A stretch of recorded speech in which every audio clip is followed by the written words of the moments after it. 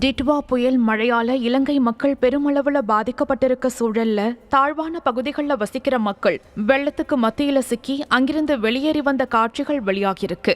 புயலோட தாக்கத்தால இதுவரைக்கும் உயிரிழப்பு எண்ணிக்கை 160 எட்டியிருக்க சூழல்ல தண்ணீர் சூழ்ந்த பகுதிகளில் யாரும் சிக்கியிருக்காங்களான்னு பார்த்து மீட்பு வீரர்கள் மீட்பு பணிகளை மேற்கொண்டுட்டு வராங்க. ஒரு பக்கம் ஹெலிகாப்டர் மூலமா மீட்பு பணிகள் நடக்கிற சூழல்ல படகுகள் மூலமாகவும் பயணிச்சு மக்களை மீட்கிற பணிகள் நடந்துட்டு வருது. சமீபத்திய ஆண்டுகள்ல இலங்கைய பெருமளவுல தாக்கிய இந்த டிட்வா புயலால அந்நாட்டு மக்கள் அதிக பாதிப்புக்கு உள்ளாகியிருக்காங்க.